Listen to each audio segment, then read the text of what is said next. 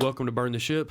Burn the Ship podcast. Our goal is to connect entrepreneurs with professionals that can help you go all in on your business. We talk to people that have walked the walk, talked the talk, experienced all the things that we experience as small business owners, really just so we can kind of bottle up some of those experiences, skills, and teach them to that next generation of entrepreneurs. So thank you for being here. Thanks for making the drive. First of all, on behalf of myself and the audience, it means a lot that you would set the time apart, and I mean that truthfully. But so thanks for coming. But why don't you introduce yourself? Tell us a little bit about who you are and what your business is. Absolutely. Thank you for having me, Bailey. I might call you BC. That's cool. My name is Ron Saunders Jr. I'm a cinematographer, director, writer, editor, owner, operator of Cinema Styles, an independent film production company in the Atlanta metro area. That's pretty much what I do. So tell me a story. Tell you a story. Yeah. My story is I got into this from radio. I love radio. Love storytelling, loved being able to communicate and connect with people. Yeah. Wasn't profitable, kind of a dying industry. Was in school for it and had an opportunity to have a radio show on local TV. Decided to try to produce that. They said I could have the show, but I had to do it ourselves. They said stay around for another year of school and learn film production. Did so. Final project went to win multiple awards around the state and the world. And from there, I had the filmmaking bug. It was a documentary. What year is this? This was 2012, around time frame. Okay. 2011, 2012. And so you're developing the filmmaking bug. Yeah, you know what? You know what'll do that? A good award. It was. A good award will do that. It was. It was the award and it was the money. You know, so at the same time, I was into music. I was doing radio. I had a DJ company at the time. Was, live events. Terrestrial online radio, some big names that we were connected with, but wasn't the same amount of opportunity. And when I started to film and get projects for film, I was making, 4 times what I would be making DJing. And so my first passion was music. I was a musician, a writer, performer, MC. Didn't see much money from that. And I didn't want to continue to have businesses that were simply based around passion. So I loved filmmaking. I learned to love it, but I never grew up like watching every movie. Sure. This was relatively a newer experience for me. I could connect it to everything else that I had done. I had written in the past. I had performed in the past. So many of my skill set had already been here for filmmaking before I arrived at filmmaking. But I definitely saw the economic value, and it's important because I have a wife and I have children. So when I was on my music grind, it's a different type of thing. Hard to support a family on. Oh, yeah. This is something more realistic. That stereotypical thing you see in the movie before Absolutely. Everybody makes it. Yeah. Oh, yeah. It's Absolutely. a real thing. So I did get into this, and I loved the complexity of it. I found with music, I was coming up against DJs who had started 3 weeks ago. I was coming against DJs who would try to underbid you for everything. And so it became like I'm fighting for the lowest bid to even be able to work or perform in something I love. Everybody's got a lawnmower in your cul-de-sac type of thing. Yeah. So I said, let's not. So let's move into a whole different direction. It was bold. My wife had to accept that we were about to pivot. And sure, there was some skepticism, but it didn't last long. We hit some success early on, and she's been very supportive. The family's been supportive, and we've been growing since then. So what was your first big project? It depends on what you consider big. I feel like my first project that took us to awards was big, but it was a school project, but it still was big. It was received well. What was it, a short film? It was a short film, a documentary about a comedian who had social anxiety disorder and was also kind of coming out to the world with his sexuality. So it was a big project. True story? Oh, you said documentary. His doc, and he's doing great. He's currently right now just been named one of Variety magazine's, not named, he's been accepted to an internship, a mentorship program out of like 4,000 writers. He was selected as one of the final 8, and he'll be going through a mentor process there. And he's been just He's from thriving. Atlanta as well? He's from Trenton, New Jersey. Oh, wow. Okay. That's where I went to school. I'm not from Atlanta. I was raised in New York, kind of traveled around a bit, and here in Atlanta now. Absolutely love Atlanta. One of my favorite places I've ever been, and I will never leave.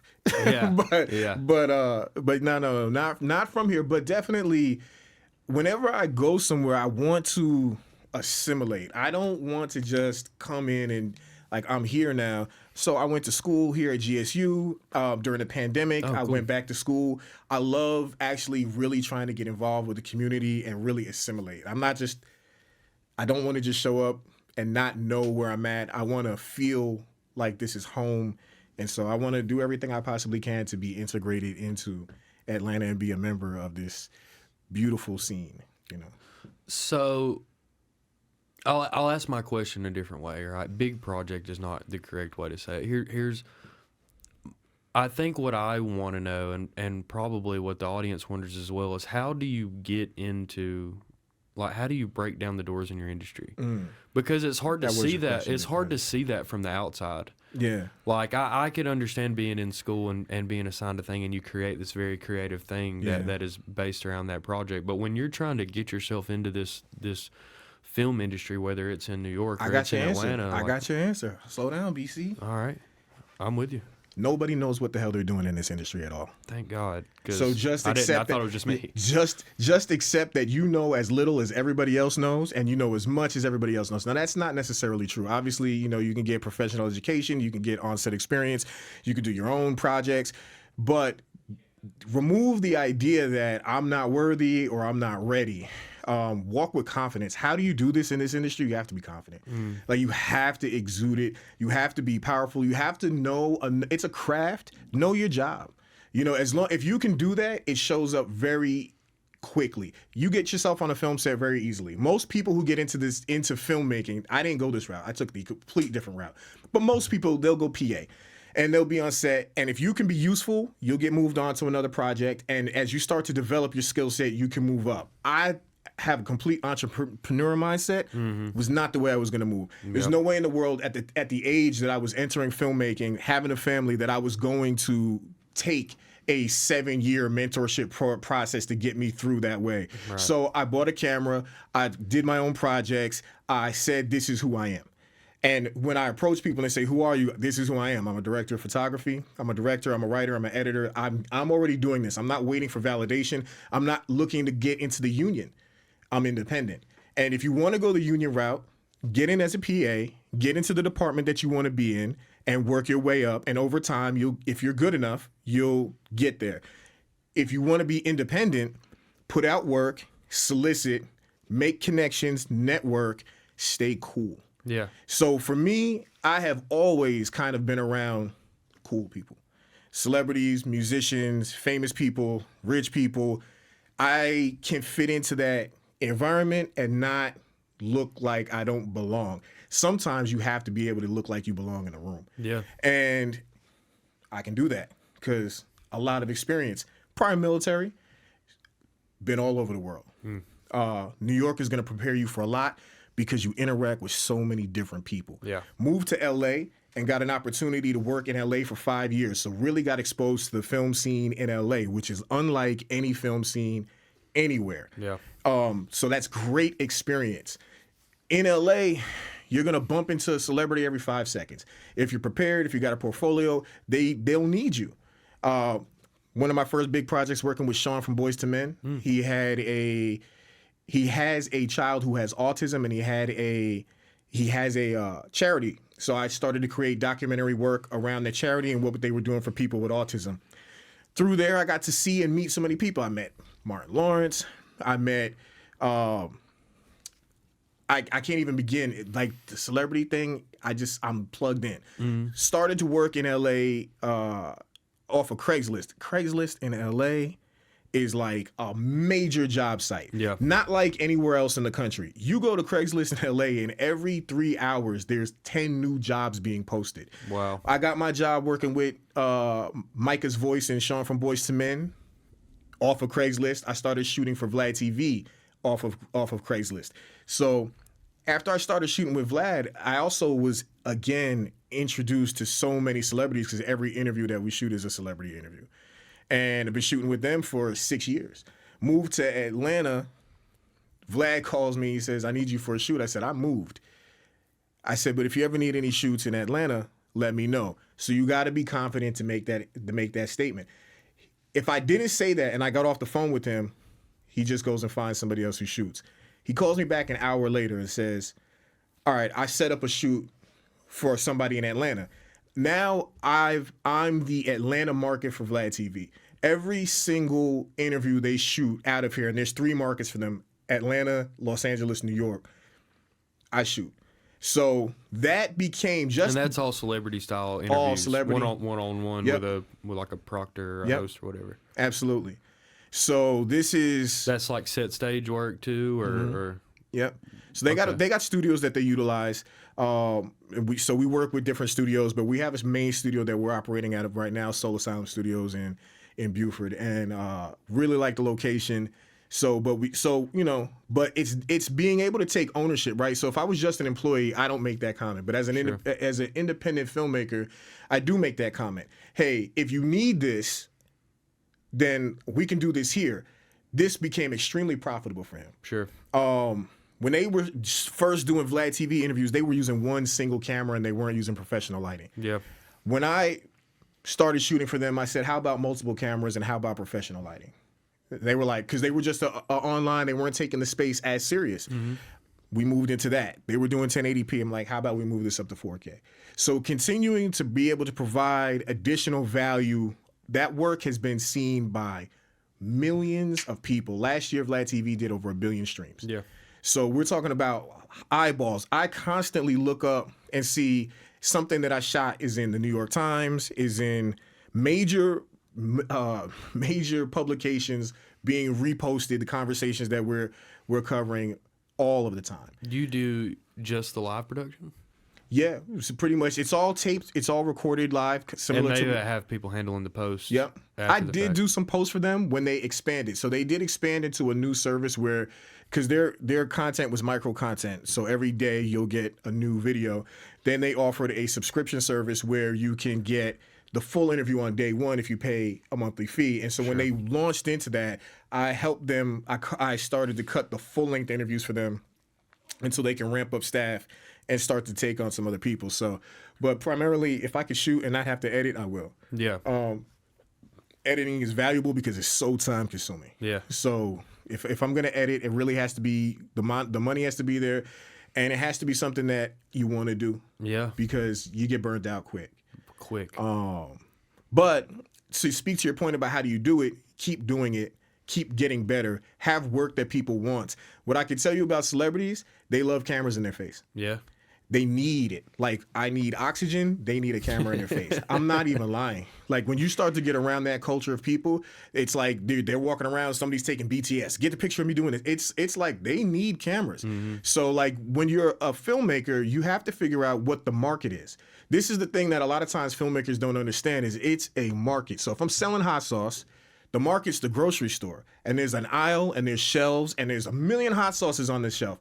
If I want to get sold in the supermarket, I need to be there. Yeah. So you have to understand, like, where are the markets for filmmakers? You know, like, where are they? So they exist. Finding where those markets are and finding your niche and what you bring to that market is very important, because everything that I shoot isn't for everybody. Like, you may want to shoot more MMA. More action stuff. I know you're into combat sports. Oh yeah. You know, so you may want to get into that lane, and that may drive you. Like, that may it feeds your soul and your creative passion to create in that space. For other people, that might be automobiles, high-end cars. Maybe they want to shoot Lambos and Ferraris. Yeah. You know, so it depends. Everybody doesn't want to shoot the same thing. What do you want to shoot? What drives you to make the best content in that space? Go produce in that space. Is the celebrity interview stuff what you want to shoot? Not at all. What is? I got into this to make movies. Yeah. You know, this is initially what I got into. But what I understood was, because this wasn't my first business, that it has to be a profitable business. So shooting celebrities and dealing with celebrities has been profitable for me. And so I will continue to do that. But yeah, filmmaking is what everything that I'm built upon. My niche, what I tell my clients is, we're bringing filmmaking to whatever the production is. I don't care if it's an interview. I don't care if it's a business, a content piece, a training and educational piece. We're going to take elements of cinematography that are going to enhance the visual, because people want to look good on camera. Yeah. A lot of times people hire somebody like, I need video. And then I need that video to look good as a secondary thought. Yeah. You know, they hope it. I hope it comes out good. They're not gonna hope it's gonna be good when they deal with us.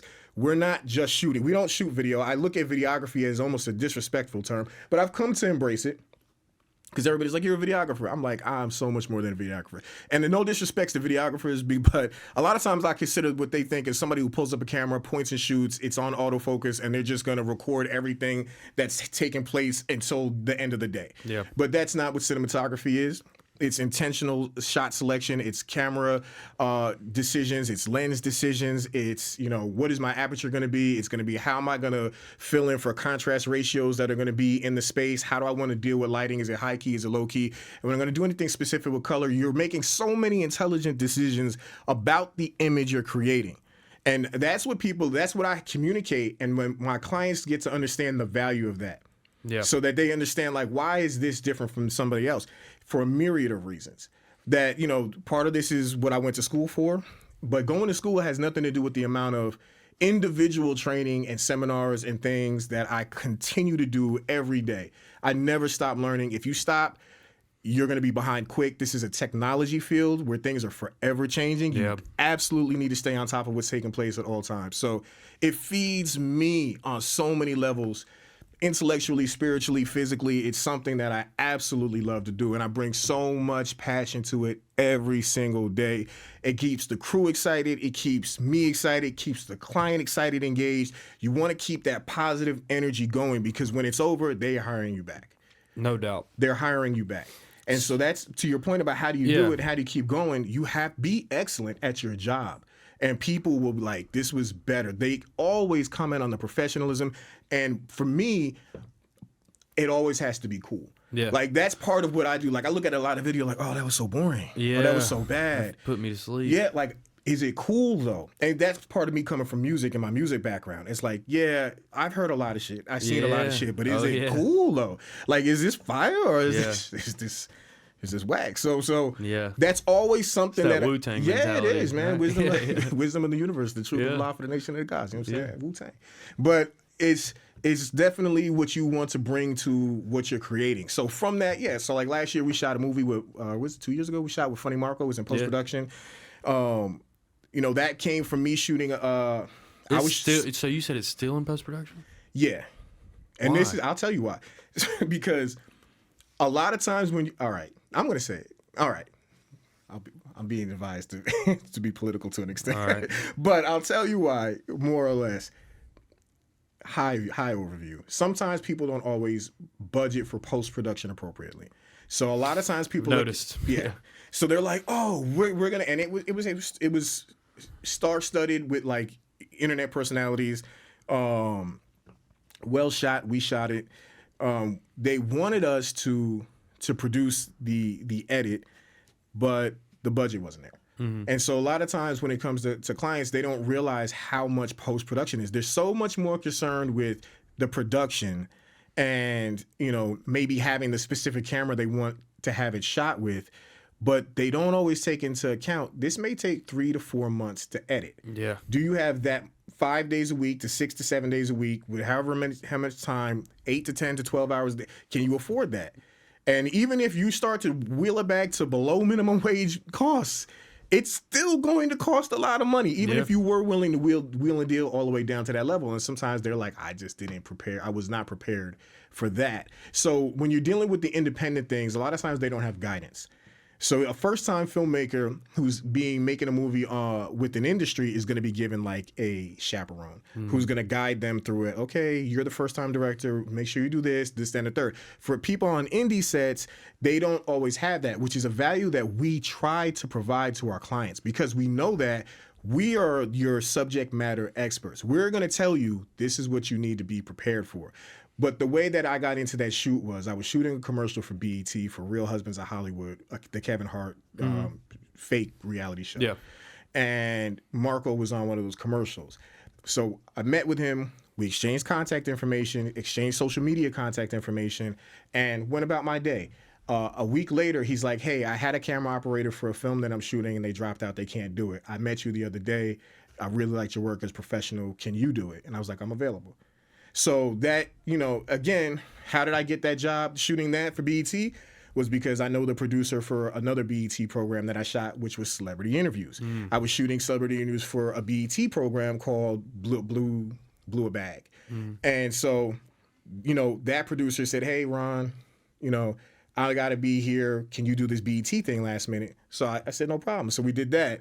And so this is how you network. This is how you continue. So again, same thing. When I got that job for the Blew a Bag, it was partially because I was shooting the interviews for Vlad TV. Hey, do you have a portfolio? Yep, I do celebrity interviews all the time. So when they're looking for people who already know how to do the job. They are looking for people who are already comfortable in the space. So they're like, oh, you're already doing this. I'm not trying to apply I don't have to sell them that I know what I'm doing. I'm already doing it. I'm already verified. So it moves me into a different place. But I always network with my talent. I always exchange contact because I know they're celebrities and they need cameras. Yeah. So he needed it for that, and that's what we did. Now, I hope the film comes out. You can see on my IMDb that it's still in post, but hopefully it comes out sooner than later because I want to see it, What is the most difficult thing about running your business the way that you do for you? For me, this would be so much easier if I didn't have people that I was responsible for. Yeah. Because then I could just be like, it's going to be tuna fish tonight. Yeah. But for me, the responsibility is key. And it's what drives me. It's what makes me want to get up before the sun every day as much as I possibly can. I really believe in that. Chinese proverb, no man who rises before the sun fails to make his family rich. I try to live by that as much as I possibly can because it takes time to get these things done at a level of quality that I want to deliver at. And so that means I just got to get up.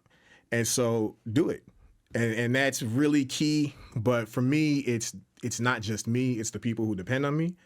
And so that is very much the motivating factor for me to stay on top of what needs to be done. That's the hardest thing is I can't I got a kid's birthday coming up in February. I got to deliver. Yeah. That's it, really. Have you found yourself walking away from things that align with you passionately because they don't align with the responsibility to your bottom line? Family. Yeah. Yeah. Plenty of family members, plenty of friends, people who, I'm a fun guy and people, they love the memories of all the good times. But when I really started every year, I'm more and more focused and more like serious about my business. And people who aren't entrepreneurs, and this is why this platform is very beneficial, because you have to understand this as an entrepreneur. You are no longer part of the regular world. You are not on a 9-to-5. These people get off after their 40-hour work week. They have, extended Martin Luther King Day off, 3-day weekend, 4-day weekend, whatever, they get that type of luxury. You do not. And they don't understand it. And it's frustrating. It can be frustrating. Oh, let's do this. Let's get together. Hang out. We're gonna have a cookout. I don't have the time. And then when I'm done, I may just need some time to veg out on my PS5 for a minute. After I just put in a 60, 70, 80-hour week, I may just need to just decompress, and go into a deep hibernation for me, which might be 6 hours because I rarely get a lot of sleep. Yeah. So. They don't always understand that. The sacrifice is realizing that you have to align yourself with other people who are entrepreneurs. They're the ones who are going to understand. They're the ones that are going to be like, I'm not pressing you for your time because time is your valuable commodity as an entrepreneur. You need your time. No doubt. And so that's the sacrifice is, are you willing to, and I am because I have my nucleus. Sure. And I'm at a certain age. I don't have anything to prove to anybody. I just have to prove to myself and my business year after year. And so that's what needs to be done. I love you all. It's going to be great when I show up. I may not always be there. Yeah. And that's you got other things that fall in line responsibility-wise. Yeah, and they do too. Yeah, for sure. They do too. Yeah, but that's why they understand it. Yeah. You know what I mean? Yeah. I'm trying to think of the best way to ask this question exactly the way that I mean it.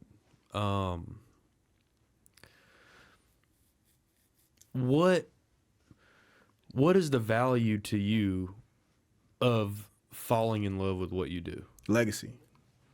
Easy. When I was in music, I understood by the time you're 30, if you didn't make it, it's over. When I looked at filmmaking, I started watching the Oscars, and I'm like, this guy's 70 years old winning an award for Best Cinematographer. Yeah. I'm like, Newcomer of the Year is 65. Yeah. Right? And so I was thinking to myself, I know I need to make a pivot, but I want to pivot into something that's creative, that's not going to put a time limit on me the way that music is definitely going to put a time limit on me. And I was like, these guys with filmmaking, like I'm looking at Scorsese at the awards. I'm like, these guys are old. Yeah. I'm like, so you mean to tell me I can have 40 or 50 years of honing my skill to get to this level? Like when you feels like with music, if you're not it by 22, then it's over. Yeah. So that was very important to me, the ability to pick a career that had longevity, because if you're a normal 9-to-5 employee, you're going to have, unless you stay with the job forever, which is rare these days, you're going to have to retire at some point. You may get fired or removed from a job at 50. And now at 50, you have to go into it. You have to go find new work. Who's looking for fresh 50-year-old talent? Yeah, it's nobody, right? Yeah. So like, I'm like, freedom is the great thing about entrepreneurialism. Freedom to fail, freedom to succeed. But freedom is the great thing. I'm never going to be in that situation. As long as I have the skill set and the means of production, then I'm always going to be able to provide in a way, shape, or form. And that was first and foremost extremely important for me. These things that we create, if they're great, they go down in history. People study them, they love them forever. You know what I'm saying? I'm not under a lot of pressure for myself to be anywhere fast. Yeah. That is not my goal. Like, I don't believe that fast turns out good. Yeah. I believe that you absolutely need to put the 10,000 hours and then another 10,000 hours in on top of that. Especially in a creative Absolutely. space. Yeah. And I never get fooled to think that I'm great. I work very hard, and I will outwork anybody in the world. I will outwork anybody. But I don't think that I'm the greatest person in the world. As far as the greatest skilled cinematographer, no. But I work damn hard. And I challenge anybody, I'm so competitive, to try to be better than me on the day. It's not going to happen. Yeah. Let me ask you this. All right, what's the home run for you? Like, what is the... I hate to ask it if would you be directing a Star Wars film, or would you be what's the epitome of where this goes for you in your mind? Not as far as you can make it. It's just if there's a piece of work out there or something perspective in your mind that is just is it this large studio film that you develop and sell to a studio, or what is that thing that you hang on your mantle when you retire that is that one thing for you in your mind? I've always been an admirer of longevity. We spoke about Wu-Tang earlier. They're on Love Wu-Tang. Yeah, me too. Me, Jay, too. We're huge Wu-Tang fans. That's a good guy. Longevity. Yeah, I respect it. I love it. To me, you could be a flash in the pan and be hot for a second and be out and never heard of again. I'd rather not be a mainstream name, but have longevity. But if you're asking me, I admire Quentin Tarantino. I admire Spike Lee. I admire Scorsese. I admire those kinds of filmmakers who are basically independent filmmakers working their way through the industry. Yeah. They're not really studio. Who directed Avengers? Nobody knows. Right? That's a studio guy.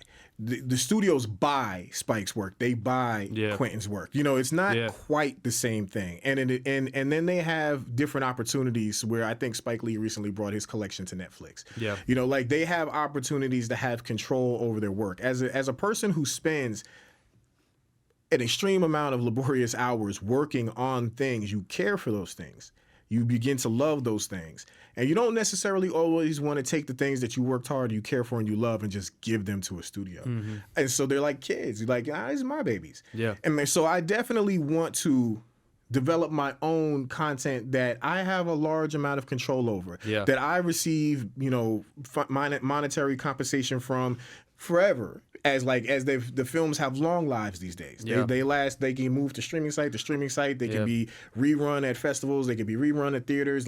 They go into all different types of ways to monetize, whether it's merchandise, whether it's offshoots, prequels, sequels, cartoons, serials, all different types of things. So you create an intellectual piece of property that you love and that's valuable, and then you continue to breathe life into it and allow it to grow and allow it to give you warmth and feed you and give you sustenance throughout. Yeah. It's a whole circle of life. Yeah, for sure. And so, for me, that is something I really want to be able to move into.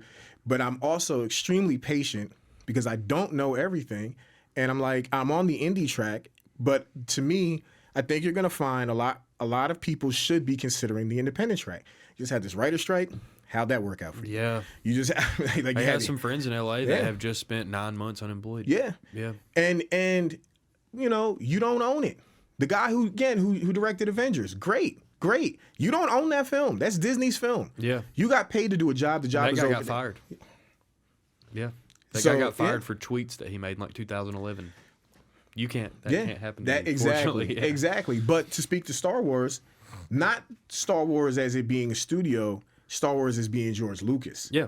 You know what I'm saying? Yeah. Not that Disney owns it, but what was George Lucas able to do? What was he able to create? That was beautiful. He created a whole. It's a whole universe. Yeah, absolutely. It's a whole nother universe. It is. Which is what I think is so cool about me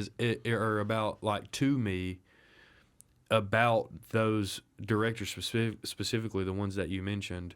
It seems to me like, well, I wish I could think of the name of that most recent Spike Lee work, but it's like he picks and chooses the messages that need to be delivered. It probably was the Five Bloods. That's exactly what I'm thinking of. Yeah. Right. And he picks and chooses these projects where it's almost like you can see the decision making of like, does the whole world need to hear this message or not? Yeah. Do I need to put this out? Do I need to work with people in a way that's going to push this out to as many Yeah. people as possible? Because I stand behind the message behind this thing that I've created so much that that is the route I choose to take. And a lot of times it's not. Like a lot of times they're like, I'm so passionate about this thing, but I don't know that translates to the rest of the world that I'm just going to hold on to it like my baby. And I see that too. You know what I mean? It's to be able to pick and choose where your work goes and the life It's that a it luxury. lives. It's a supreme, and it hasn't always been easy for him. When he wanted to do Malcolm X, the studios cut the funding for it. Back. They cut the funding for him in the middle of the film, and he had to reach out to the black community, private to help him get that film finished. So it's not always an easy road, but I don't expect it to be easy. You know, it's never been easy for any artist. There's the business part and there's the art part, and again, there's responsibility, and you're trying to take care of your families and feed your families. But then there's also a part that you're like, I'm trying to do something that means something to me in an artistic manner. For sure. And so if you're just that's the in seesaw it, of your industry, exactly. though, you know? Hopefully, because if you're just in it for the money, then I don't think you'll like it very much because it's a lot of hard work. It's not as much glamour as people think it is. Everybody loves to act like everybody's making $250 an hour in your industry. Yeah. It's like, no, they work 250 hours. Yeah. No, I get it. The man, it's a really cool thing. It's this I don't even know that it's taken its final shape yet. You know, with film being around for 100-ish years now, it still hasn't taken its final shape because every day technology changes that makes it a little bit more of a commodity to everybody around. Everybody has the ability to create content and video and record and it look really good. You have, like I tell everybody all the time, they're like, yeah, we need a new camera. I'm like, you have a $1,500 camera in your pocket. Yeah. You know, like you have a really nice camera in your pocket. And people don't realize, like, are you familiar with Cole Bennett? Do you know who that is? No. So Cole Bennett is Lyrical Lemonade, Okay. right? And he does all these music videos. He shoots everything only on an iPhone now. He used to be like full production, you know, huge cameras, and now he shoots everything with an iPhone, right? And he even does these behind the scenes videos of how he shoots everything, and it's all stuff he's passionate about. Yeah. Like he's found a way to make money off of the content and the views of going through his process in a way that he can create stuff for only rappers and musicians that he's passionate about. Yeah. And that is such a beautiful thing to me. Is like he gets to spend so much time in the artistic side of the world because it's so genuine that people want to see that journey. Yeah. And I think you share a lot of those same similarities. It's like you're gonna bite off exactly what you want to chew. Exactly. And what industry do you get to do that in? Not many. It's not a lot. Because, you know, really, there's an industry, but when you take the entrepreneurial, when you burn the ship and you go the entrepreneurial route, you are setting the course. You are the one that is saying, where are we sailing off to? You're Captain Jack Sparrow. Like, you know, where's our heading? I got my heading. You know, this is where I'm going. Like, we took a dive into weddings for 5 years. And weddings is something I will never shoot again. Don't call me about it. But we shot some of the most elegant and beautiful weddings that you can imagine. I mean, these were really cinematic pieces of art. They had movie posters. They had movie trailers. We encouraged our brides to have, like, you know, movie screenings for their films. Like, these were not, you know, I just, you know, a 5-minute music video of your wedding. Yeah. This was something completely different. So when we moved into that and we did that, the benefit of that was we had a lot of control. And everything whatever, if it's been interviews at the moment, some of that was influenced by the pandemic. What do you do? What do you do? Well, these are controlled environments. These are recording studio locations, small crews. We were able to follow COVID guidelines and be able to get in there and still produce during that time frame. Navigating your ship. When we were in LA and things got slow for us on filmmaking, we had pivoted and we did the weddings, but we did what we called boutique wedding cinema. That was how we labeled it. That's how we branded it, and we charged between, $5,000 to $10,000 for a wedding film. So we always approach our work as it's a cinematic piece. That way, when we're back on set, we haven't lost our skill set because we haven't been producing the way we should be producing. Right. We're always producing for film, no matter what it is we're producing. We're always shooting it like we would be shooting a movie. We're slating it. We're everything. We're going through everything, all of the proper protocols, so that we are always ready when we get the call to do a movie. Yeah, that's how you got to be. That's how you got to be. No, I appreciate you coming. Like I said, I think that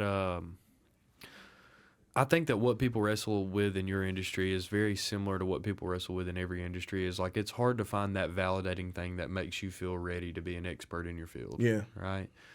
And your message boiled down to 3 words is just do it. You just have to go hard.